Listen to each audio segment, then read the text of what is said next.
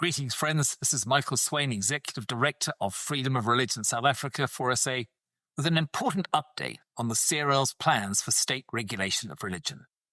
True to her word, the CRL Chair is pushing ahead with her plans to impose a system of state control of the religious sector, even though there is zero legal justification for her actions.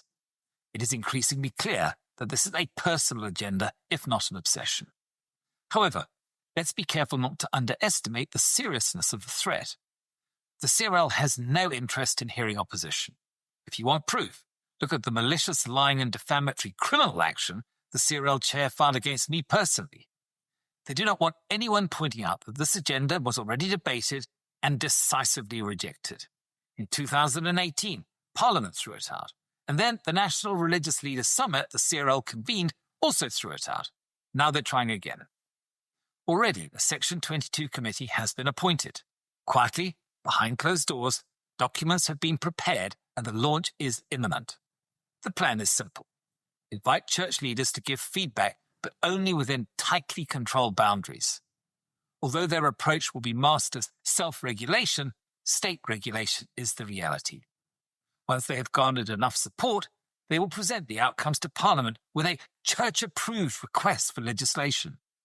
The CRL Chair will claim that she is saving the Church's reputation, restoring order, and protecting the orthodoxy of the Christian faith.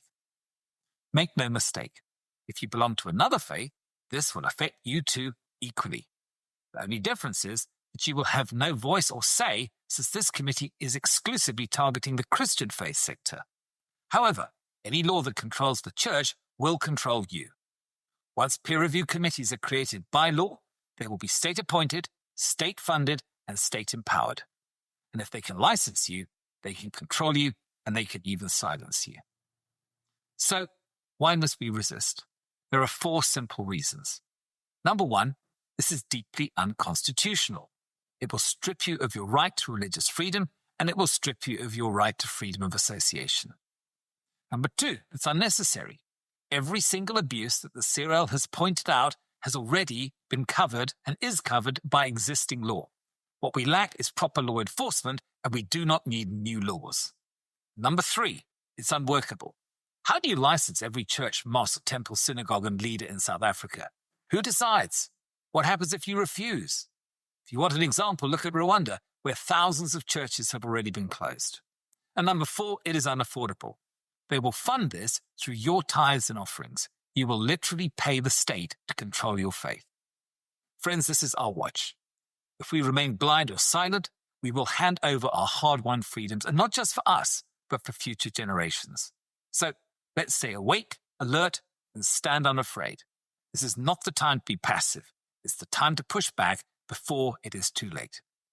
For more information, please go to the 4SA website, where there's a dedicated page to this matter, and please, while you're there, click the all-important Donate Now button and help us stand in the fight for faith and freedom. God bless you. Good day. This is Liesl Pretorius, Head of Legal at Freedom of Religion South Africa. Remember to like and subscribe this video and then click on the subscribe button. That way you make sure that you will never miss our videos and important updates on issues affecting religious freedom.